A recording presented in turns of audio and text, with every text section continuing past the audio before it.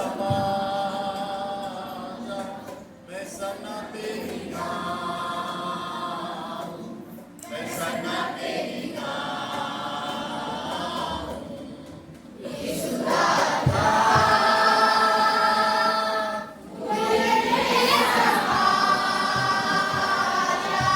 मैं सना तेरी गाऊं, मैं सना तेरी गाऊं। यीशु राजा तू दिल में समाजा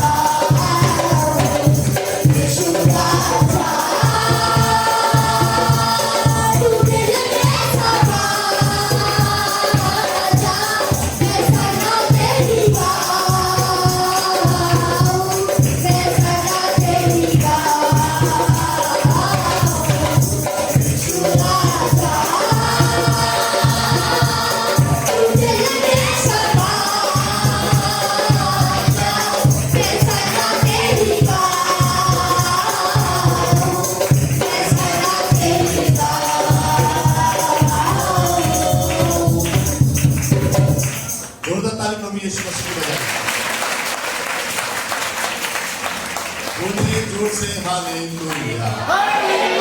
प्रेज़ द लॉर्ड। और एस्थर के जीवन से हमने देखा कि परमेश्वर ने कैसे बड़े काम उसके द्वारा किए इजरायली कौम के लिए। परमेश्वर आपके परिवार और आपके घराने और आपके खानदान के लिए भी बड़े काम कर सकता है, आपके विश्वास और समर्पण के द्वारा। बोलिए आमीन, बोलिए हालेलुया। हमने देखा कि कैसे परमेश्वर के भवन में, राजा के महल में वो रही और राजा के महल में रहने के बावजूद उसने अपनी इच्छाओं को मारा, अपनी खुशियों को दफन किया। बस केवल मकसद ये था कि लोग बचाए जाएं। तो याद रखें कि हम जब प्रभु के भवन में हैं, उसके साथ हैं, और एक और बात कि वो उसके आंगन में खड़ी और उसके आंगन में खड़ी होकर के वे गवाही देती, वो आंगन में खड़े होकर के वो राजा से रिक्वेस्ट करती कि राजा उसके घर में आए। राजा जब उससे ये कह रहा है कि है एस्थर रानी, बोल तुझे क्या चाहिए, आधा राजपाट मैं तेरे नाम कर दूंगा या मैं तुझे दे दूंगा। परंतु उसने ये बोली कि नहीं नहीं राजा, मैं ये चाहती हूँ कि तुम मेरे घर में आ और भोज में शामिल हो। जो मांगना है वो बाद में, परंतु सबसे पहले हमको प्रभु यीशु मसीह को अपने दिल के अंदर लेकर आना है। आप समझ रहे हैं? आप देखें बाइबल के अंदर कि जब ही कहता है गुलर के पेड़ पर चढ़कर कि मैं देखूं कि वो कैसा है, वो कौन है वो नहीं, बात ये है कि वो कैसा है। तो अब गुलर के पेड़ में जब चढ़ा तो प्रभु यीशु मसीह ने स्वयं उसको अपने आप पर प्रकट कर दिया और सीधे प्रभु ने कहा कि मुझे आज तेरे घर में रहना है, और सीधे बोला हाँ प्रभु चल, तू मेरे घर चल। और देखिए सबसे बड़ी उपलब्धि कि उसने अपने जीवन में एक बहुत बड़ी बरकत को पाई। और यीशु ने इसको क्या कहा, आज इस घर में उद्धार आया है। उद्धार दुनिया की सबसे महंगी चीज है।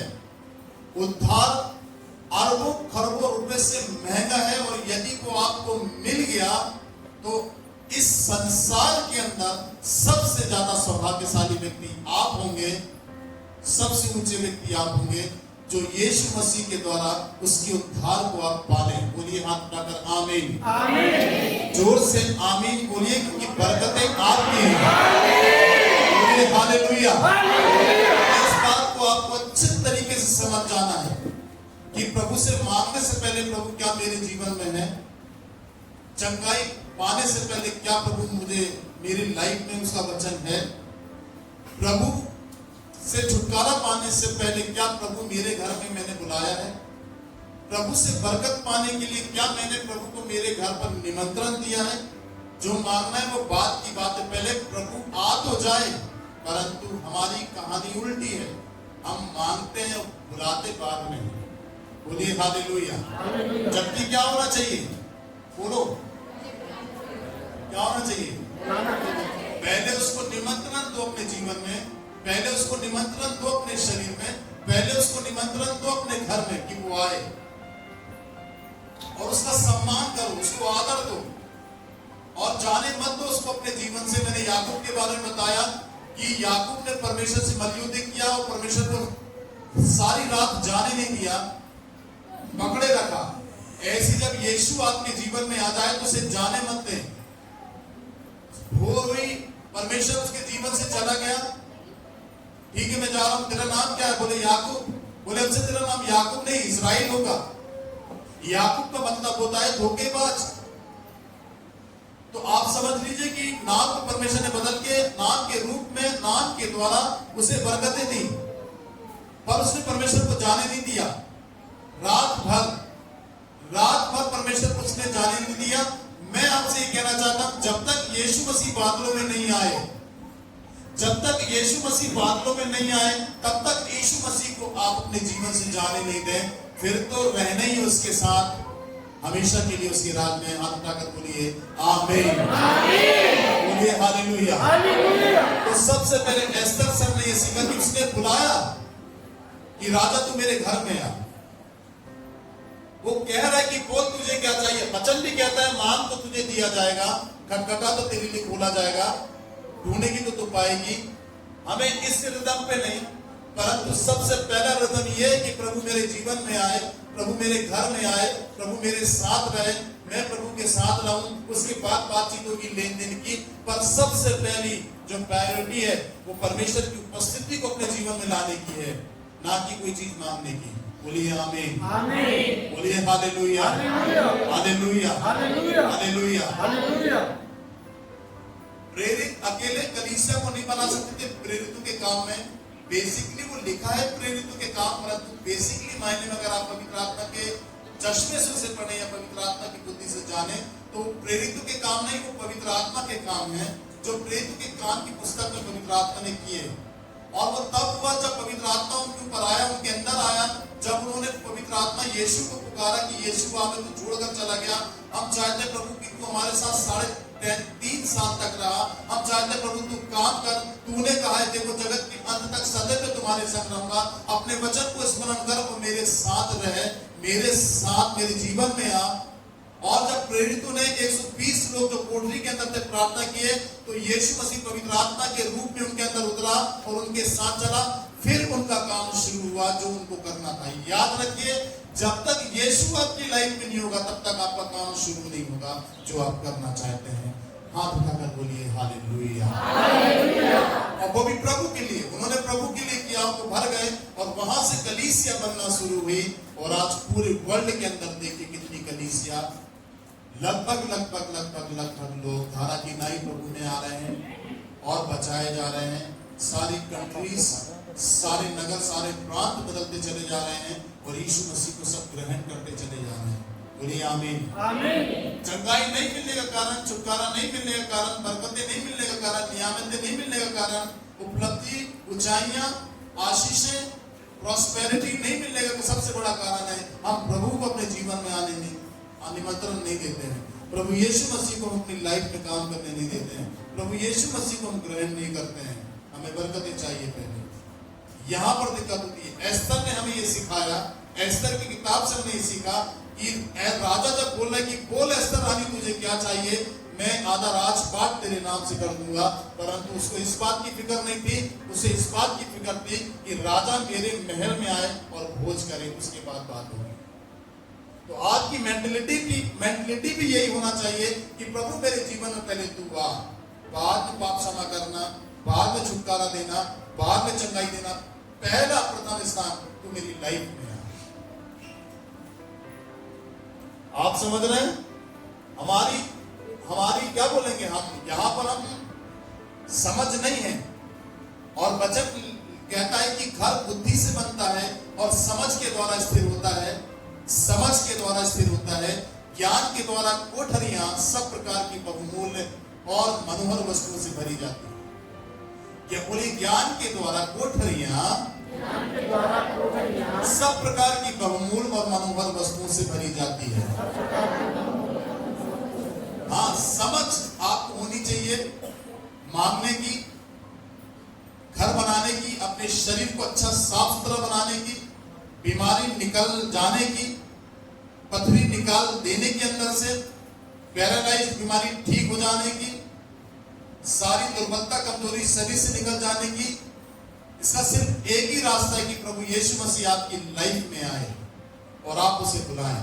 इसलिए प्रकाशित वाक्य की किताब में लिखा है कि देख मैं द्वार पर खड़ा होकर खटखटाता हूं, जो कोई मेरा शब्द सुनकर द्वार को खोलेगा, मैं उसके भीतर आकर उसके भीतर आकर मैं प्रवेश करूंगा और मैं उसके साथ भोजन करूंगा और वह मेरे साथ भोजन करेगा। बोलिए आमीन, हालेलुया। प्रभु यीशु मसीह के आने के बाद सारी बरकतें हैं हमारी, सारी आशीषें हमारी हैं। प्रभु यीशु मसीह नहीं है लाइफ में तो कुछ भी हमारा नहीं है। बोलिए आमीन। और हम भूखे भी रह सकते हैं, हम अनाथ भी हो सकते हैं, हम लाचार भी हो सकते हैं और हम गरीब भी हो सकते हैं उसके नहीं रहने से। बोलिए हालेलुया, बोलिए प्रेज द लॉर्ड। इसलिए उसके आने से हम अमीर हो सकते हैं, हम समृद्ध हो सकते हैं, संपन्न हो सकते हैं उसके आने से। और यही हुआ, देखिए जब राजा एस्तर के घर में आया और एस्तर से उसके महल पर बैठा और भोजन किया, भोजन करने के बाद जब वो तृप्त हो गया खा पी के, फिर खुशी से बोलता है बोल एस्तर रानी अब चाहिए, आधा राजपाट में तेरे नाम से कर दूंगा। वो कहती है नहीं राजा, अभी कल फिर तू मेरे महल पर आ और भोजन कर। अच्छा अभी नहीं बोलेगी, नहीं बोलूंगी मैं, तू कल आ। उसने कोई भी बात नहीं छेड़ी, क्योंकि वो राजा को अच्छे से समझना चाहती थी और राजा उसको अच्छे से समझना चाहता था। वो राजा की हर एक बात को समझना चाहती थी, तभी बात को रखना चाहती थी। इसलिए याद रखिए, नीति वचन में लिखा है, जैसे जैसे चांदी की टोकरी में सोने के सेब अच्छे लगते हैं, ऐसे ही सही समय पर कही हुई बातें अच्छी लगती हैं। बोलिए आमीन, हालेलुया। तो सही समय पर सही तरीके से की गई प्रार्थना परमेश्वर सुनता है। याद रखिए इस बात को, कभी भी कुछ भी नहीं मांगना, क्योंकि बाइबल में लिखा है, अय्यूब की किताब में अगर आप पढ़े तो वहां पर लिखा है, व्यर्थ बातों को परमेश्वर कभी नहीं सुनता। एक सही तरीके से और सही समय पर मांगना परमेश्वर से, और एक सही तरीके से और सही समय पर परमेश्वर आपको बरकतें दें, ये सबसे ज्यादा महत्वपूर्ण होता है। बोलिए आमीन, बोलिए हालेलुया। तो कहती है नहीं राजा, तू कल फिर से मेरे घर में आ। ठीक है मैं आऊंगा, चल। फिर आया राजा, बोले राजा एक बार फिर से तू मेरे घर पर आ। उसने कुछ नहीं बोली। फिर आखिरी बार बोलता है, बोल ऐसा रानी तुझे क्या चाहिए। समझ गई राजा को, उसके रूप को, उसके ढंग को समझ गई, और उसने अपने प्रस्ताव को कितनी बुद्धिमानी से रखा। इसलिए आपको वचन अच्छे तरीके से समझना है, वचन की गहराई को अच्छे से समझना है, वचन को आपको पहचानना है, यीशु मसीह के वचन को आपको जानना है, उसको पहचानना है, उसको समझना है, फिर उसके अनुसार परमेश्वर से मांगना है। और 100% मैं आपसे प्रॉमिस करता हूं कि वो आपके लिए बड़े से बड़े काम करेगा, और उस काम को भी पूरा करेगा जो आप चाहते हैं। हाथ उठाकर बोलिए, बरकत आपकी है। बोलिए हालेलुया। और देखिए आखिरी टाइम पे ये हुआ कि वो समझ गई राजा को, राजा भी समझ गया, दोनों की अंडरस्टैंडिंग सेट हो गई, और उसने राजा को जो मांगना था मांग लिया। राजा ने उसे दे भी दिया कि उसके लोग बचाए गए, उसकी कौम छुड़ाई गई, और उसको सम्मान मिला। और जिस बात के लिए वो डरती थी, वो सारा डर उसके अंदर से निकल गया, कि वो कभी नहीं चाहती थी कि राजा को बताए कि वो यहूदी महिला है, उसका चाचा यहूदी है मोद्रिक। कभी भी राजा को पता चलेगा तो राजा में मरवा देगा। परंतु जब बात दोनों की सेट हो गई, राजा के अंदर दिमाग में एस्तर बैठ गई। आप यीशु मसीह के दिमाग में बैठ जाएं, आप यीशु मसीह के माइंड में सेट हो जाएं। आपको सेट होना है उसके दिमाग में। याद रखिए, सबसे बड़ी बात कि आप उसके दिमाग के व्यक्ति बन जाएं, सबसे बड़ी बात उसके माइंड के व्यक्ति बन जाएं आप। ये सबसे महत्वपूर्ण बात है। फिर जो भी डर होगा आपके अंदर से, वो मांगने से पहले आपके अंदर से वो दूर करेगा। बोलिए हालेलुया, बोलिए प्रेज द लॉर्ड। तो ये तैयारी हमें करनी है समझ से, बहुत बुद्धिमानी से हमें इस बात को समझना है कि परमेश्वर की इच्छा क्या है, परमेश्वर की योजना क्या है। कभी भी कुछ भी नहीं, किसी भी तरीके से नहीं। याद रखिए, वचन के तरीके से, वचन की अगुवाई से, वचन से। बोलिए आमीन, बोलिए हालेलुया, बोलिए प्रेज द लॉर्ड। वे यरूशलेम से कलीसिया और फिर जितने विश्वासियों की जो कनेक्टिविटी है, वो चर्च से कनेक्टिविटी है। किससे कनेक्टिविटी है? चर्च से। चर्च उठेगा तो आप उठेंगे, आपका घर उठेगा। चर्च डाउनफॉल में जाएगा तो आपका घर डाउनफॉल में जाएगा। चर्च और कलीसिया जगमगाएगी तो आपका घर जगमगाएगा, क्योंकि ये कनेक्टिविटी है। जैसे यरूशलेम से चर्च में और चर्च से विश्वासियों के जीवन में, इसे भूलिएगा नहीं। कलीसिया सुख पर चलेगी तो आपका परिवार सुख पर चलेगा, और कलीसिया में यदि दुख होगा तो आपके परिवार में दुख होगा। कलीसिया में जो अभिषेक बहेगा, चर्च में जो अभिषेक बहेगा पवित्रता का, वो आपके घर में बहेगा। और अगर चर्च में दूषित अभिषेक बहेगा तो वो दूषित अभिषेक आपके घर में भी जाएगा। इसका एक बहुत बड़ा भेद है। भविष्य में कभी पावन दृष्टि होगी तो मैं इसको तरीके से समझाऊंगा, पर आपको ये समझना है। बोलिए हालेलुया। तो कितना अच्छा हम अपने भवन को बना दें, जैसे ये बच्चों ने किया। और मैं ये विश्वास करता हूं, जैसे वचन कहता है सैमुएल की किताब में कि यहोवा तेरे घर को बनाए रखेगा। यहोवा तेरे घर को क्यों बनाए रखेगा? ये किसके लिए परमेश्वर ने कहा? दाऊद के लिए कहा। दाऊद के लिए क्यों परमेश्वर ने कहा? क्योंकि दाऊद परमेश्वर के घर को बनाने की मनसा रखता था कि वो परमेश्वर के एक बहुत बड़े भवन को बनाए। तब दाऊद ने नतान नबी से कहा कि एक बात मुझे तुझसे कहनी है जो यहोवा के विषय में है। तो नतान कहता है, बता, तुझे जो अच्छा लगे या तुझे जो भाए वही तू कर। तो नतान ये बोला दाऊद को। तो दाऊद कहता है कि देख, बात यह है कि मेरा घर तो देवदार की लकड़ी से बना हुआ है, परंतु परमेश्वर के वाचा का संदूक जो है वो तंबू में रखा हुआ है। मेरा घर देवदार की लकड़ी से बना हुआ है, परंतु परमेश्वर के वाचा का संदूक जो है वो तंबू में मेरे घर के बाहर रखा हुआ है। तो मैं चाहता हूं कि परमेश्वर का भवन बने। तो फिर दाऊद से परमेश्वर बात करता है कि दाऊद ने ये मनसा जाहिर की कि वो परमेश्वर के भवन को बनाए। हो सकता है गिल्टी फील हो रही हो कि मैं एक अच्छे मकान में रहता हूं और परमेश्वर का स्थान मेरे घर के बाहर तंबू में, टेंट में लगता है। क्यों नहीं, जैसा मेरा घर है वैसे तो परमेश्वर के घर को ही बना दूं। इसका क्या मतलब है? इसका ये मतलब है कि आप यदि परमेश्वर के घर को नहीं बना पाए, उसके घर को सुंदर नहीं कर पाए, चाहे वो आपका शरीर हो, चाहे वो चर्च हो, तो आप शांति से नहीं रहेंगे, आप खुशी से नहीं रहेंगे, आप आनंद से नहीं रहेंगे। क्यों? क्योंकि आपने पहले परमेश्वर के विषय में नहीं सोची। आपका शरीर, आपने अपने शरीर के विषय में पहले नहीं सोची। आपने अपने शरीर के विषय में पहले नहीं विचारे कि आप परमेश्वर के लिए उसे बनाएं, परमेश्वर के लिए उसे पवित्र करें, परमेश्वर के लिए उसे सभ्यता में लेकर आए और सारी बुराइयों को अपने शरीर से, अपने मन से और अपने प्राण से, अपनी आत्मा से निकालकर उस शरीर को, आत्मा, प्राण को परमेश्वर पे समर्पित करें। दाऊद संतुष्ट नहीं था। अच्छा है कि देवदार की लकड़ी मतलब बहुत हल्की लकड़ी, बहुत महंगी लकड़ी और बहुत मजबूत लकड़ी हुआ करती थी देवदार की। वो लकड़ी से उसने अपने घर को बनाया। जैसे आज की तारीख में सागौन या शीशम की लकड़ी ले लो, ये सबसे महंगी लकड़ियां हैं भारत देश के अंदर। ऐसे इजराइल के अंदर देवदार की लकड़ी, जो मजबूत लकड़ी है, वो महंगी लकड़ी है, उससे उसका घर बना, उससे उसने अपना घर बनाया। तो परमेश्वर के विषय में उसको तकलीफ हुई। यार दिक्कत ये है कि मैं तो अपना घर बना लिया हूं देवदार की लकड़ी से, परंतु परमेश्वर का भवन तंबू में उसका वाचा का संदूक रखा है। उसकी मनसा ये थी, परंतु उसने नतान से शेयर किया। फिर परमेश्वर के पास ही बात गई। परमेश्वर ने फिर दाऊद से कहा कि याद कर कि तू भेड़ बकरियों को चराता था, कैसे कैसे कैसे कैसे मैं तुझे लेकर आया। अब वो ये कहता है कि देख, अब मैं तंबू में तूने जो मेरे वाचा का संदूक रखा है अपने घर के बाहर, बोले अब मैं वाचा के संदूक उस तंबू पे आया जाया नहीं करूंगा। मैं आकर और जाकर थक गया हूं। आकर जाकर कैसे? हर रविवार के दिन, हर 7वें दिन में, हर सप्ताह के महीने में वो भवन में जाते तंबू में और आराधना करते। परमेश्वर आता और फिर 2-3 घंटे की आराधना होती और वो चले जाते अपने घर में और परमेश्वर भी देखता कि सब चले गए तो परमेश्वर भी चला जाता।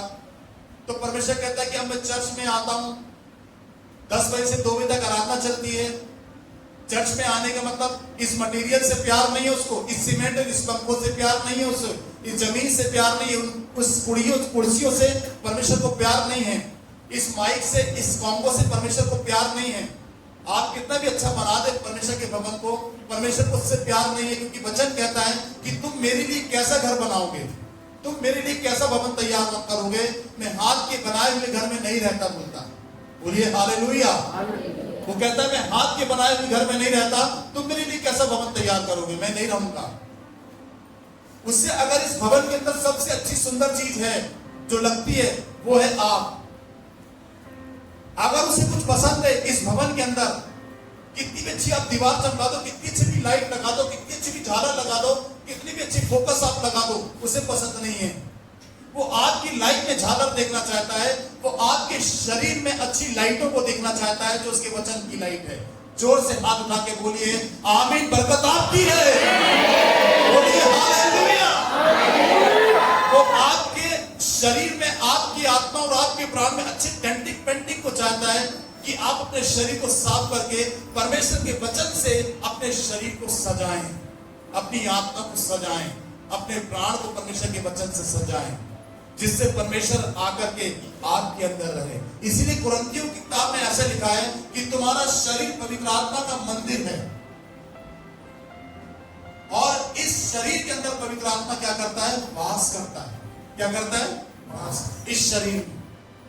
और ऐसे लिखा है बाइबल में कि अगर इस शरीर को कोई नष्ट करेगा, नशे से, गुटखे तंबाकू से, गलत गंदे विचारों से, गाली गुप्तार से, बदतमीजी से, गलत लैंग्वेज से, गलत व्यवहार से, गलत बोली से, कानों में, जीभ में, ठीक है, आंखों में, सब चीजें गलत तरीके से अगर आप हम लाते हैं, करेगा, तो परमेश्वर कहता है गलत चीज अगर तुम लाओगे, अगर तुम गुटखा खा रहे हो, तुम गाली दे रहे हो, तुम शराब पी रहे हो, तुम नशा कर रहे हो, तुम नहा नहीं रहे हो, तुम धो नहीं रहे हो, तुम अपने बालों को साफ नहीं कर रहे, तुम अपने शरीर को, अपने नाखूनों को नहीं काट रहे, अपने शरीर को पवित्र नहीं कर रहे, अंदर से रहने वाली मन के अंदर की सारी बुराइयों को तुम नहीं निकाल रहे, कड़वाहट को तुम नहीं निकाल रहे, जलन को तुम नहीं निकाल रहे, बुराइयों को तुम नहीं निकाल रहे, तुम द्वेष को नहीं निकाल रहे, विद्रोह को तुम अपने अंदर से नहीं निकाल रहे, अलगाव को तुम अपने अंदर से नहीं निकाल रहे, तो परमेश्वर कहता है ये इस प्रकार से अपने शरीर को, आत्मा को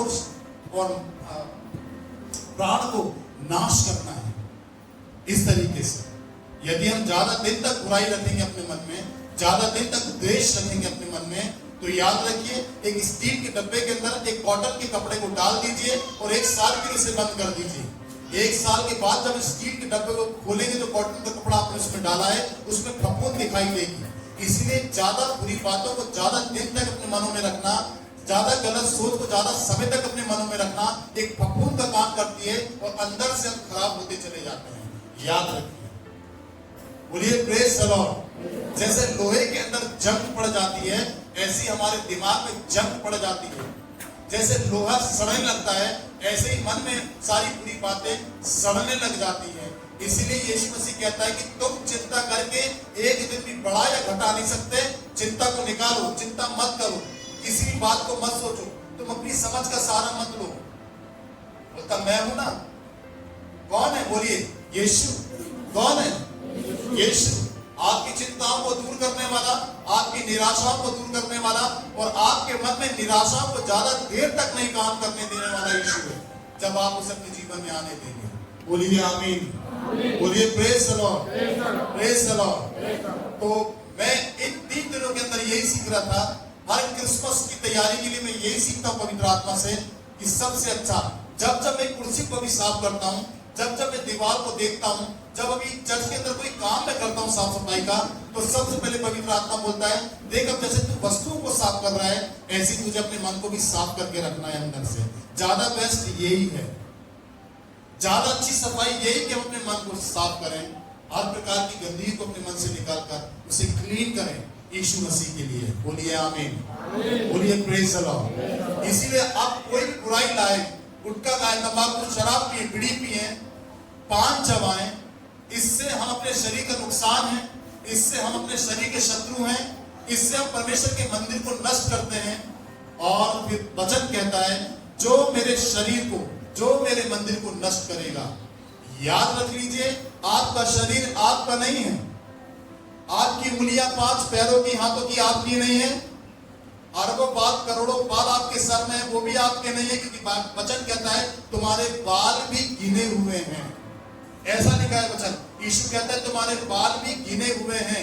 बोलिए आमीन, hallelujah, praise the Lord, praise the Lord, बोलिए हालेलुया, हालेलुया। 1:10 हो रहा है, आराधना के बाद बात करेंगे आपसे। Hallelujah, hallelujah. तो आप समझ लीजिए कि हमारे बाल भी गिने हुए हैं, हम नहीं गिन सकते अपने बालों को, वो जानता है बालों की गिनती। हमें नहीं मालूम कितनी हड्डियां हमारे शरीर के अंदर है, उसे मालूम है। हमें नहीं मालूम कितनी इंद्रियां हैं, कितनी नसें हमारे अंदर है, वो जानता है। इसका क्या मतलब है? इसका सीधा मतलब यही है कि हम हमारे नहीं, हम प्रभु यीशु मसीह के हैं। बोलिए मैं मेरा नहीं, मैं मेरा नहीं, मैं मेरा नहीं, मैं मेरा नहीं, यीशु मसीह का हूं। तो आप समझ लीजिए, क्योंकि बाइबल में ऐसे लिखा हुआ है, वचन कहता है कि तुम अपने नहीं हो, तुम दाम देकर मोल लिए गए हो, तुम अपने नहीं हो। हमारी सांसें भी हमारी नहीं है, अब हमारी नाक भी हमारी नहीं है, हमारी आगे भी हमारी नहीं, हमारे बाल भी हमारे नहीं, हमारी उंगलियां भी अब हमारी नहीं है। अब ये पूरा शरीर, पूरी आत्मा और पूरा प्राण हमारा सब कुछ यीशु मसीह का है और उसी का अधिकार इस पर है और किसी का अधिकार नहीं। कलीसिया जोर से हाथ उठाकर बोलिए आमीन, बोलिए हालेलुया, बोलिए प्रेज़ द लॉर्ड। इसीलिए वो कहता है कि अगर इसे कोई नष्ट करेगा तो मैं उसको नष्ट करूंगा। मेरे शरीर को मत छू। कितना अच्छा बनाने, कितनी अच्छी तैयारी कर लें।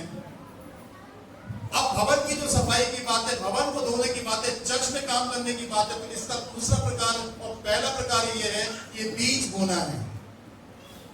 जैसे आप भेंट डालते हैं चर्च में, दशमांश देते हैं चर्च में, किराया देते हैं, ये बीज बोना हुआ। और यदि आप चर्च के अंदर काम करते हैं तो ये बीज बोना हुआ। पर सबसे प्रथम जो घर है आपका वो ये है जो यीशु मसीह का मेन घर है। बोलिए आमीन। इसीलिए नीति वचन में लिखा है, घर बुद्धि से बनता है और समझ के द्वारा स्थिर होता है। किससे बनता है घर? बुद्धि से। बुद्धि कहां से आएगी? परमेश्वर से आएगी।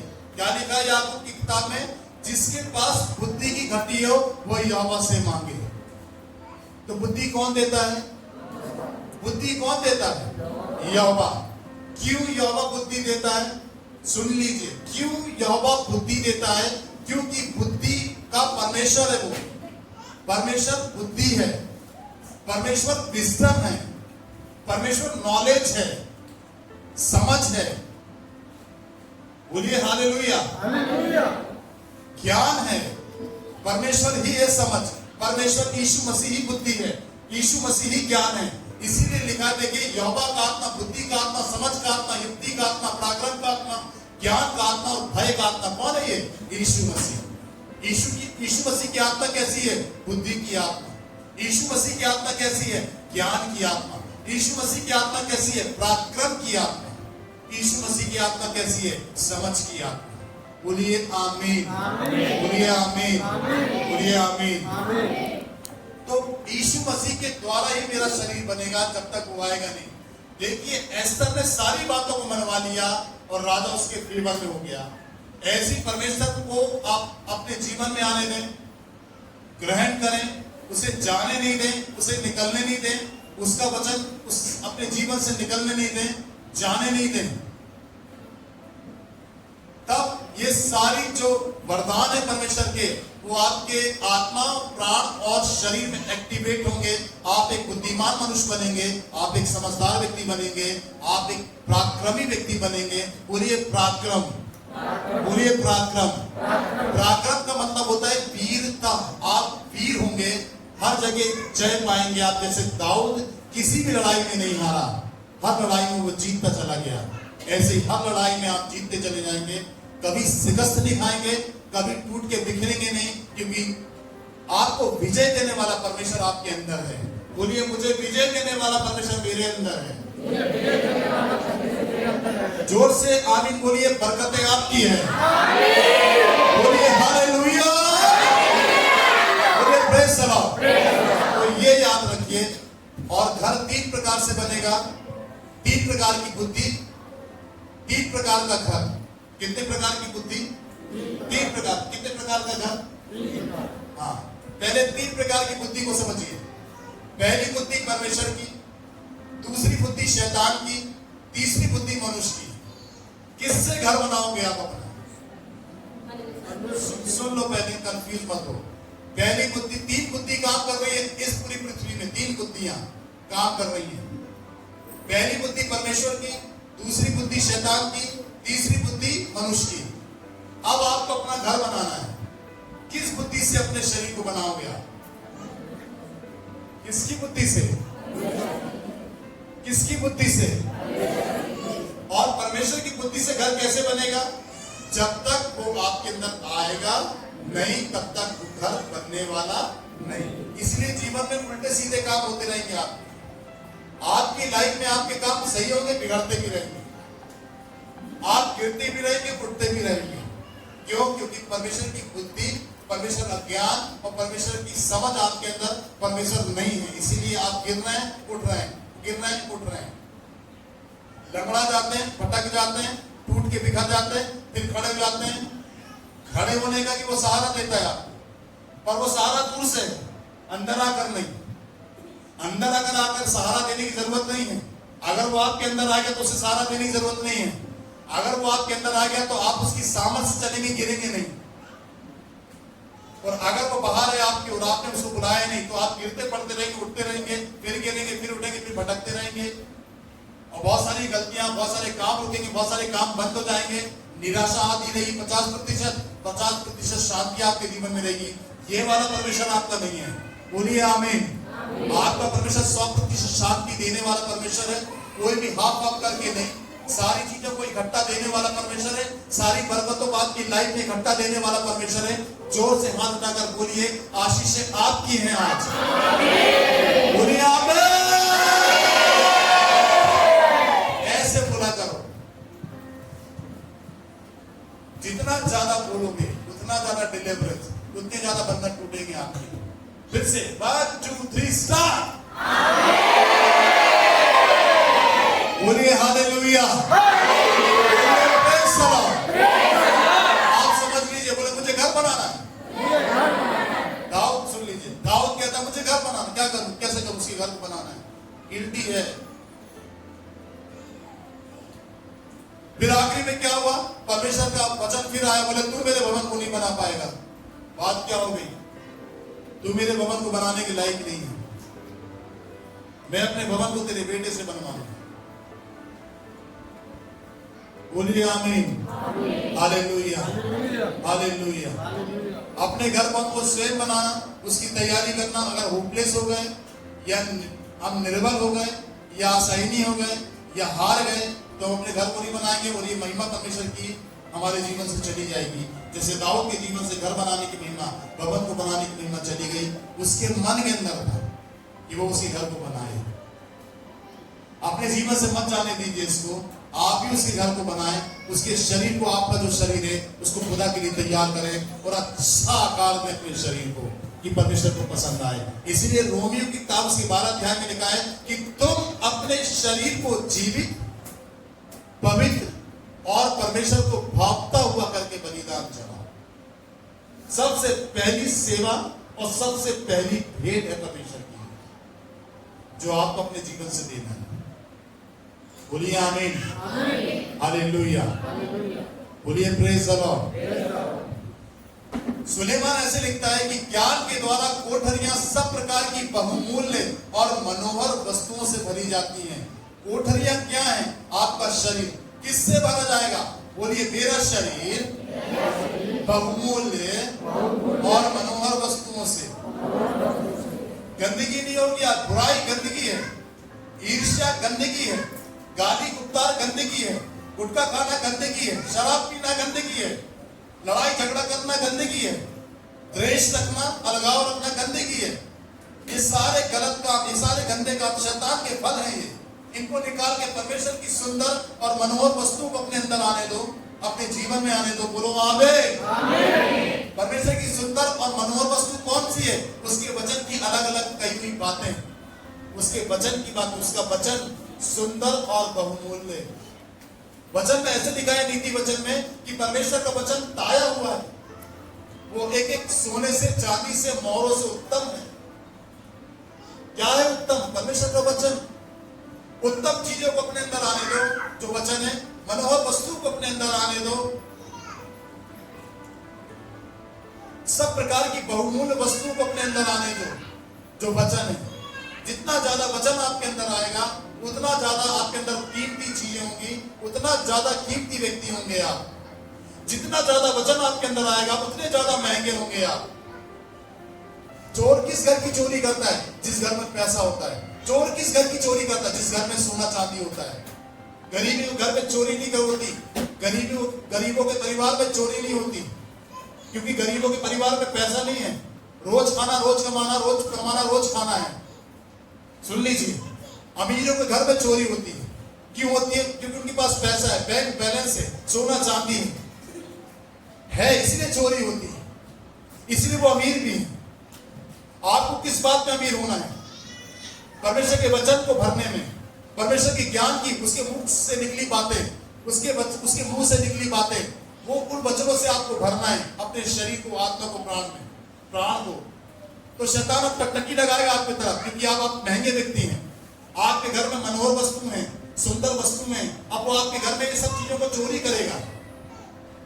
इसलिए यीशु मसीह ने क्यों कहा ऐसा कि चोर आया चोरी करने, घात करने, नष्ट करने। उसी व्यक्ति की चोरी होगी जिसके अंदर वचन होगा, उसी व्यक्ति के अंदर से वो चोरी करेगा जिसके अंदर बहुमूल्य वस्तु होगी परमेश्वर की। जिसके अंदर वचन नहीं है, जिसके अंदर प्रार्थना की लाइफ नहीं है, उपवास की लाइफ नहीं है, वचन को पढ़ने की लाइफ नहीं है, वो व्यक्ति गरीब है। शैतान कभी भी चोरी नहीं करेगा उसकी। शैतान उसी को अटैक करेगा जो वचन से भरा हुआ है, परंतु शैतान हार जाएगा उससे अगर वो अपने घर की अच्छे से रखवाली करे, अपने घर में पहरा बैठाए, स्वर्गदूतों को मांगे, परमेश्वर की उपस्थिति मांगे और 24 घंटे पवित्र आत्मा से भरा रहे वचन के साथ साथ, उसके घर की कभी भी चोरी नहीं हो सकती। चोर कौन है? शैतान। क्या चुराएगा? परमेश्वर के वचन को आपके अंदर से। और संसारिक चोर क्या करता है? कीमती चीजों को चुराता है, सोना चांदी, महंगे टीवी निकाल के ले जाएगा आपके घर से, आपका जेवर निकाल के ले जाएगा जो आपने 40 साल नौकरी करके जोड़ा, अपनी पत्नी अपने बच्चों के लिए बनाया, वो जेवर शैतान तिजोरी तोड़कर ले जाएगा। आपकी खिड़कियों को, दरवाजों को हानि पहुंचाएगा। शैतान आपके शरीर को हानि पहुंचाएगा, आपके दिमाग को हानि पहुंचाएगा, डैमेज करेगा आपके दिमाग को, शरीर को डैमेज करेगा और इसके अंदर जा करके वो वचन को निकाल लेगा, वो विश्वास को निकाल लेगा।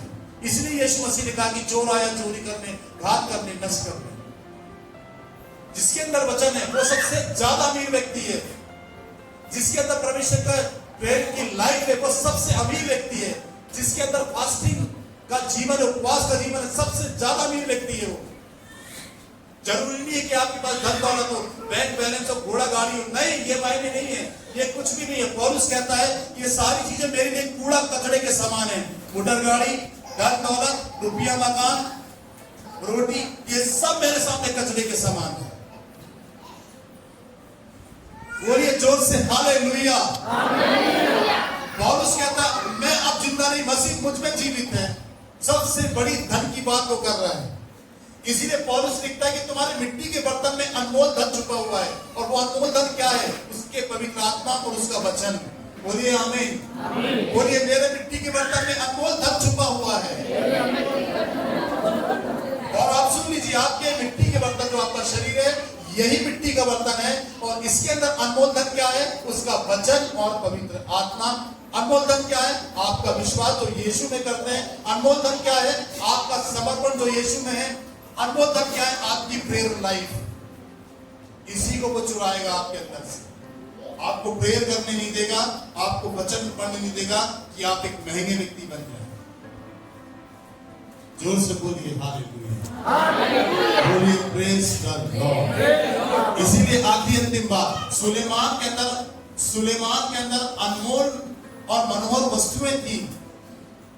इसीलिए उसके जैसा बुद्धिमान इस पृथ्वी पर कोई नहीं हुआ, और सबसे महंगा व्यक्ति पृथ्वी पर था वो, सबसे पैसे वाला, आर्थिक रीति से भी पैसे वाला था वो, और शारीरिक और सांसारिक रीति से भी पैसे वाला था।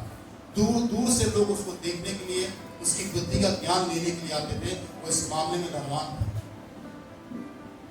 इसी रीति से आपको भी धनवान होना है, आत्मिक रीति से। परमेश्वर के वचन को पढ़ने, उसको अपने अंदर जाने, परमेश्वर के वचन को सीखने, उस पर चलने और प्रेयर लाइफ से आप धनवान होते हैं। याद रखिए, कुछ नहीं होने पर भी आपके पास बहुत कुछ होता है। अपने सीने के ऊपर हाथ रखिए और बोलिए मेरे पास कुछ नहीं होने पर भी बहुत कुछ है। ये मालूम है क्यों पौलुस ने कहा? क्योंकि पौलुस के पास कुछ नहीं था, परंतु बहुत कुछ था। उसके अंदर परमेश्वर का वचन था, उसके अंदर परमेश्वर की आज्ञाएं थी, उसके अंदर उसकी प्रेयर लाइफ थी, उसकी उपवास का जीवन था, समर्पण का जीवन था। उसके पास कुछ नहीं था, परंतु बहुत लोगों को उसने धनवान बना दिया। ये आपकी लाइफ है। बोलो हाथ उठाकर आमीन। बोलिए हालेलुया, बोलिए हालेलुया, बोलिए जोर से प्रेज द आमीन, आमीन। याद रखिए, अपने आप को तैयार करें और उस एस्तर रानी के समान पहले से कुछ नहीं मांगे, पहले प्रभु को आने दे अपने जीवन में। नहीं बुलाया कि नहीं बुलाया? उसको बोला कि तू आ मेरे जीवन में। उसको निमंत्रण दिया नहीं दिया, आज देंगे। बोले आज देंगे, आज बुलाएंगे उसे। कौन कौन तैयार है अपने हाथ को उठाओ से बुलाने के लिए आज एस्तर के समान, कि वो आपके साथ भोजन करे। और सुन लीजिए, भोजन का इंतजाम आपको नहीं करना है। जब उसने प्रकाशित वाक्य में ये कहा कि देख मैं द्वार पर खड़ा हुआ खटखटाता हूँ, जो कोई मेरा शब्द सुनेगा और द्वार को खोलेगा, मैं उसके भीतर आऊंगा और मैं उसके साथ और वह मेरे साथ भोजन करेगा। तो भोजन का इंतजाम कौन करेगा? आप नहीं।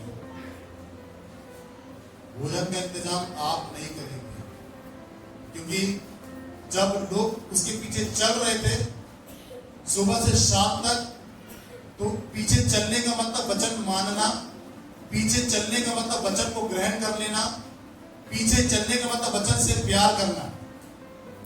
लोग चल रहे थे और जब उन्हें मालूम है कि हमको सुबह से शाम हो सकती है उसके साथ चलने में, तो जैसे एक लड़का अपने घर से 5 रोटी 2 मछली बनाकर लाया, तो ऐसे 10,000 लोग अपने अपना इंतजाम करके आ सकते थे।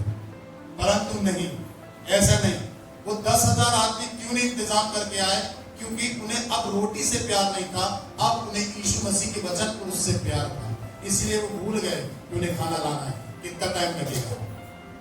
और ये बात यीशु जान लिया कि सही में ये मेरे पीछे आ रहे हैं, मेरे वचन से प्यार कर रहे हैं, तो प्रभु कहता अब इनके लिए भोजन का इंतजाम करो। याद रखिए, जब हम प्रभु के पीछे चलते, उसके वचन को ग्रहण करते, उसके साथ रहते, उसके वचन से प्यार करते हैं, तो हमारी हर एक आवश्यकता कील से संपल जैसी यीशु मसीह पूरी करेगा। हाथ उठाकर बोलो आमीन।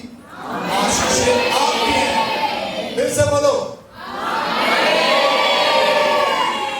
ये तरीका है, ये प्रोसेस है परमेश्वर के साथ चलने का, उसकी बरकतों को पाने का। बोलो आमीन। देख लिया उनको, 10-15 हजार महिला बच्चे सब चल रहे हैं, बस एक लड़का लेकर आया खाने का इंतजाम। माँ बोलती है ले बेटा 5 जौ की रोटी और 2 मछली ले जा। मम्मी मैं यीशु के पीछे जाना चाहता हूँ। हाँ बेटा ठीक है। मम्मी मेरे को उनके शब्द ना अच्छे लगते। हाँ ठीक है बेटा, पर सुन तो अब पता नहीं कितना टाइम लगेगा, यीशु कहाँ जाएंगे, तुझे टाइम लेकर, तू छोटा है, बार बार भूख लगती है बेटा, और बच्चों को तो बार बार भूख लगती है।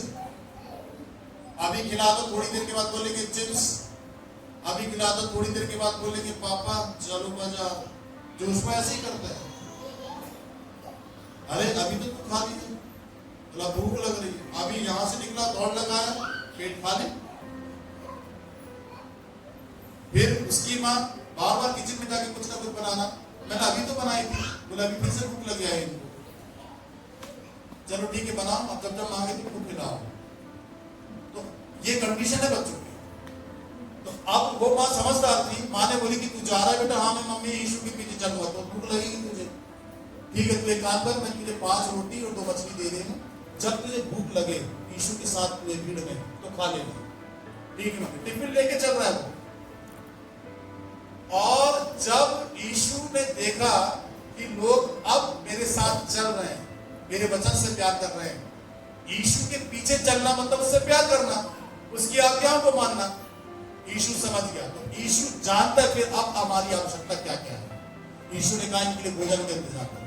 चेले बोलते हमारे पास इतने पैसे नहीं है जो हम इनके लिए भोजन का इंतजाम करें। यीशु कहता जो तुम्हारे पास क्या है।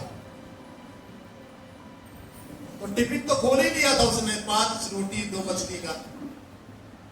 बोले प्रभु एक लड़का यहाँ पर 5 रोटी 2 मछली लेकर आया है। बोला अच्छा, जे बड़ी बुद्धिमानी से काम किया।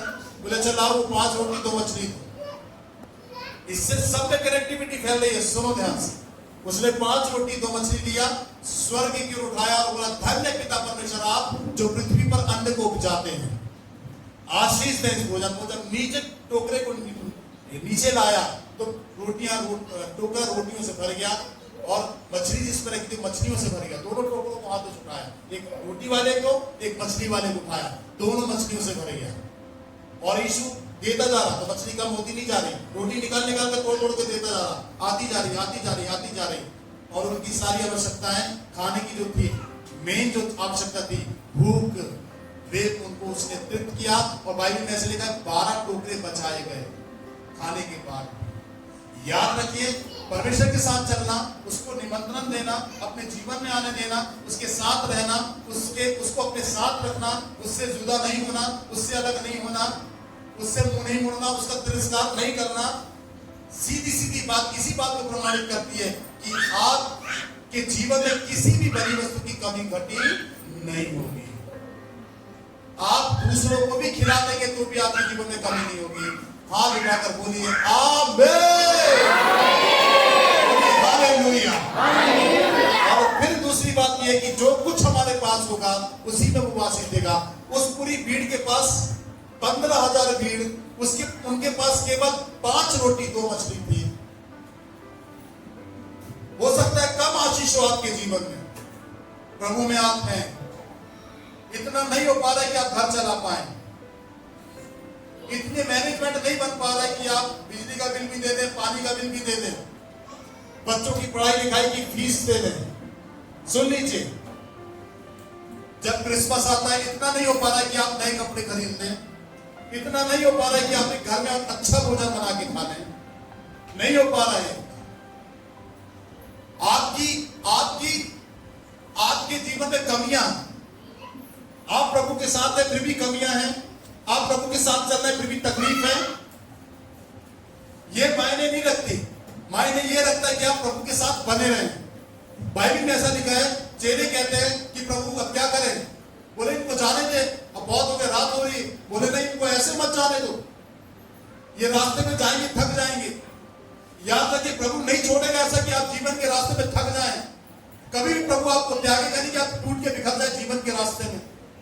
अपने जीवन से आप भाग जाए, अपने जीवन से आप बिखर जाए, टूट के 2 टुकड़े हो जाए, आपका घर बर्बाद हो जाए, आप रोड में आ जाए, आप भिखारी बन जाए, आपके हाथ में कटोरा आ जाए, आपका शरीर कमजोर हो जाए, प्रभु यीशु नहीं चाहेगा। प्रभु ने कहा नहीं, इन्हें ऐसे मत जाने दो, इनके लिए इंतजाम करो। सुन लीजिए, बोले प्रभु हम सब इतने सारे लोग हैं, तो बस हमारे पास 5 रोटी और 2 मछली है, कैसे पूजेगी, कैसे घर चलेगा, कैसे मैनेजमेंट बनेगा, क्या करें?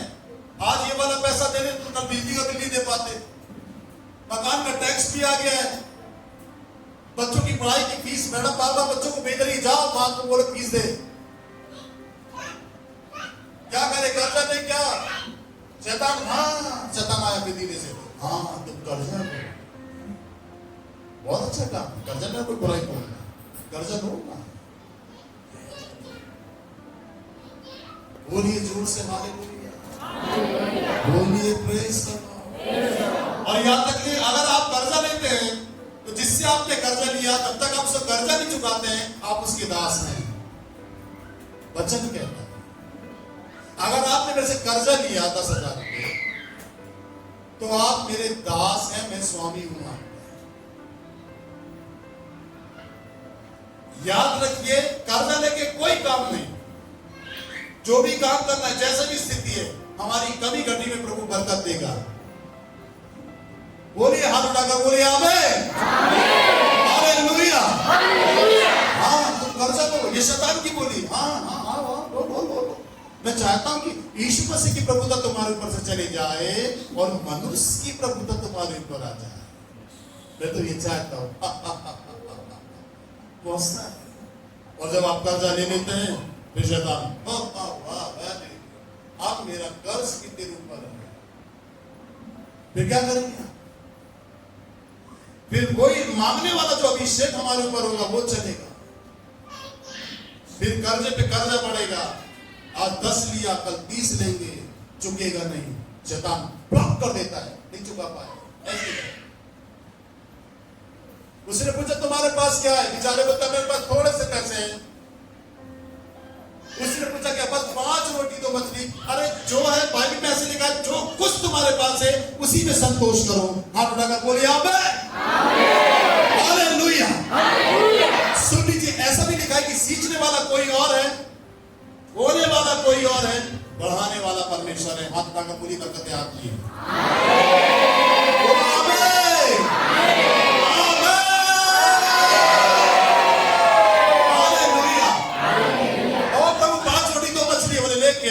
जो कुछ है कमी उसी को आशीष देगा। प्रभु मेरे पास 10,000 है, मेरे को ये वाला काम करना है।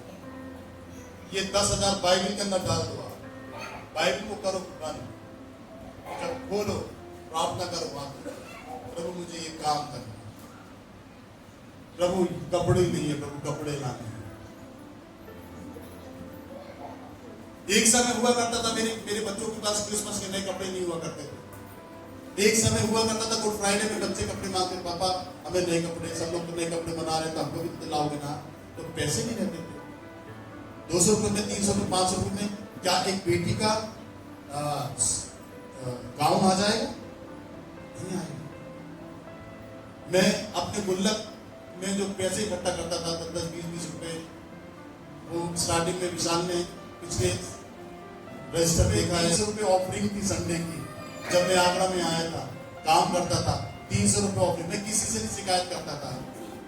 मैं दशमांश के बारे में बोलते ही नहीं था, मैं ऑफरिंग के बारे में बोलता नहीं था कि लोग दशमांश दें, लोग ऑफरिंग दें, नहीं बोलता था मैं।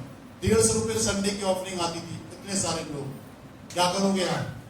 30 रुपये देखिए ना, रजिस्टर सारा मेंटेन है। पिछले 2012 से जब से आया हूँ, पूरा रजिस्टर मेंटेन है।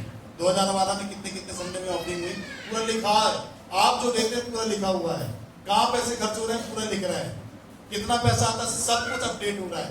एक भी रुपए यहाँ से वहां नहीं हो सकता। सुनील सर गवाह है, नरेंद्र भाई विशाल गवाह है, बोलिए हालेलुया। एक भी रुपए यहाँ वहां नहीं। आप जो देते हैं एक भी रुपए, एक रुपए का हिसाब हमारे पास है। मैंने प्रभु क्या करूँ, अपनी मेरी बेटी रो रही है, ला के कर ली, पापा मैं भी कपड़े पहनूंगी। अब मैं क्या करूं? तो अब मेरे पास 500 रुपए, मैंने 500 रुपए गुल्लक में डाला, गुल्लक उठाया तो मैं प्रार्थना करने लगा, क्योंकि आपने कहा तुम्हारे पास क्या है। मैंने कहा प्रभु मेरे पास 500 रुपए।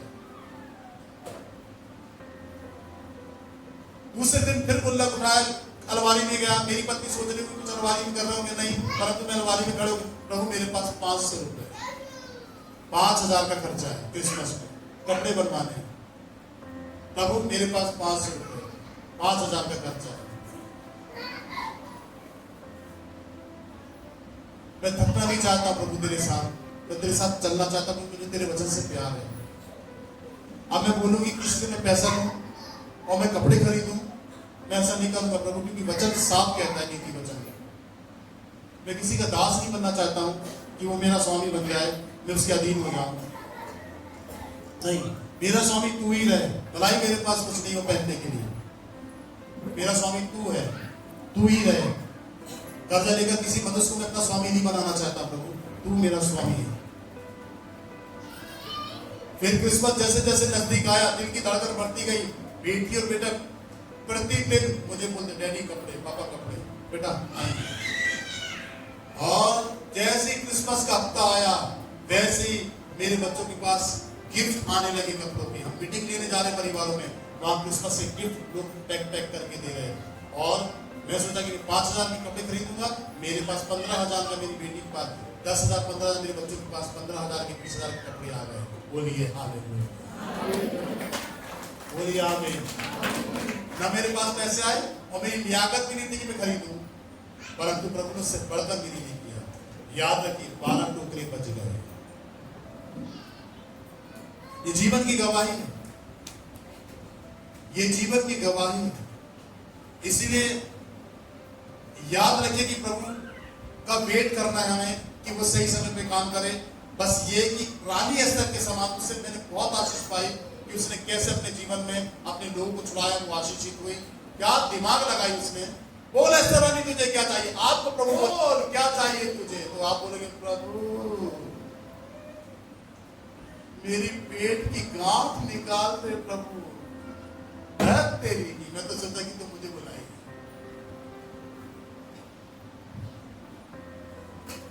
बोलिए हालेलुया। एक व्यक्ति गाड़ी रोका, एक भिखारी से पूछा क्या चाहिए आपको? उसने पर्स खोला, निकाला, लोला लिए, ये लग। बोला मुझे नहीं चाहिए, मैं भिखारी भी नहीं लग रहा हूँ, भिखारी जब मैं भिखारी नहीं हूँ भैया। हाँ मैं मांग सकता हूँ, मांग के खा सकता हूँ। तो बोले चाहिए क्या? क्या कर दूं मैं आपके लिए? बोला मुझे पैसे नहीं चाहिए, मैं भूखा हूँ, मुझे रोटी भी नहीं चाहिए, मुझे एक चीज चाहिए, मेरी जॉब लगवा दीजिए अच्छी जगह, मैं मेहनत करके खाना चाहता हूँ। जोरदार ताली बजाइए। बोलिए हालेलुया, बोलिए praise the Lord, praise the Lord. क्या बात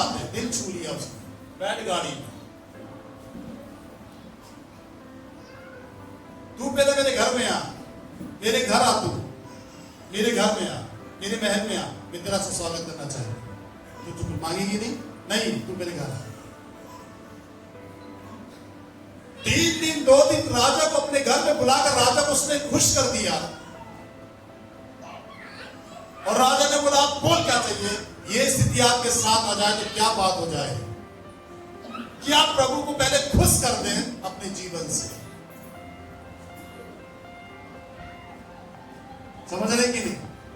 पहले आप प्रभु को खुश कर दें अपने जीवन से, फिर वो बोल अब पता क्या चाहिए बात मैं काम की कर, तू तो मुझे बहुत कुछ दे चुकी है, अब पता चाहिए क्या मुझे? प्रभु मुझे ये चाहिए। अरे ले अभी ले। ये वाली बात चर्च के एक एक विश्वासी के परिवार में जीवन में होना जरूरी है। हाथ उठाकर बोलिए आमीन। Hallelujah, praise the Lord, praise the Lord. क्योंकि सब कुछ हमारा परमेश्वर से, हमारी कनेक्टिविटी कलीसिया से है, हमारी कनेक्टिविटी पवित्र आत्मा से है, हमारी कनेक्टिविटी यीशु मसीह से है। बोलो आमीन, हालेलुया। ठीक है, आप यहाँ से जो सीखेंगे अच्छी चीजें मिलेंगी, अच्छी चीजें सुन करके आप अपने आप को अच्छा बनाएं और वो अभिषेक पूरे आपके घर में बनेगा और आपका घर आशीषित होगा। बोलिए हालेलुया, बोलिए praise the Lord, praise the Lord. समझ में आया कि नहीं आया? हाथ किस किस की समझ में आया? हाथ उठाइए। आमीन, हालेलुया।